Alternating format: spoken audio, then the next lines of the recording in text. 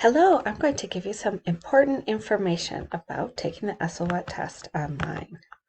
First of all, I am assuming that you already watched the video about the technical aspects. That means how to go on Blackboard, open the test, use honor lock, turn off Grammarly, and everything else like that. Please watch this video and try the practice test. The test that you are going to take is 90 minutes. You don't have a lot of time to worry about technical problems, so try to resolve them before they happen. Okay, now I'm going to talk about the topics and some advice for you. So when you take the ESLWAT test, one choice will be cause or effect.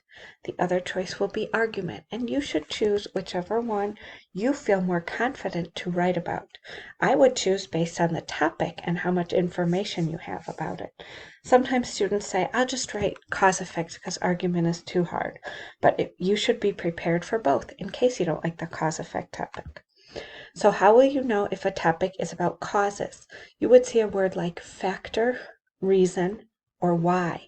Remember, causes happen before something. So if we are talking about the causes of why people get married young, we are talking about their reasons why they make that decision to do that. If we are talking about the effects, they happen after. So they are the results or the implications of what happens after. So make sure you know whether a topic is a cause or an effect essay. You can look at the vocabulary. You don't want to mix those up. That will not be a good mistake. Okay, the other choice would be argument. You'll recognize the argument topics. It will say agree or disagree, but remember, you do not write the word agree or disagree in your thesis. Or it might be a question with should. Okay, that's the style we've been practicing now. You can begin your writing process by brainstorming and outlining. I'm suggesting that you do this on paper. You don't have to turn in your brainstorm and outline. They do not want to see your brainstorm and outline typed in, okay? They only want to see the essay. So brainstorming means thinking of different ideas. Outlining means kind of organizing your points. So you could give yourself about 10 minutes to do this before you start writing, and try to write your thesis statement and your topic sentences, okay, if you have time. When you write your cause or effect thesis, the cause or effect thesis will look like there are three. There are three factors in why newspapers are less popular. That would be a cause thesis. Or there are three results of buying a new car. Okay, that would be an effect thesis. For an argument thesis, the clearest, best advice is to use the word should or should not. Okay, there's very few cases where you don't need to use should or should not.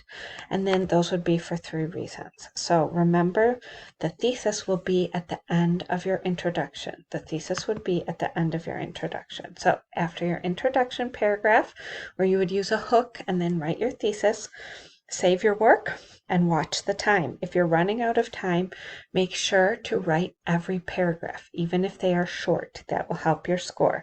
Make sure to write a third body paragraph and write a conclusion paragraph, even if it's just one sentence. You will make your job easier if you can format your essay a little bit and indent it and everything like that. If you have time at the end, you should also check your grammar and reread the essay again using some of the editing skills that we have practiced to check and improve it. Okay, so avoid these mistakes. The number one mistake that students make on this test is cheating.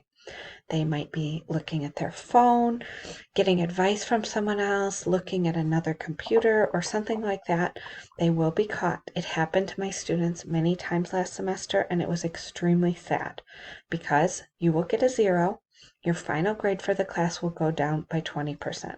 That means if you have 90% right now in class and you get a 0, you will be getting 70% in the class.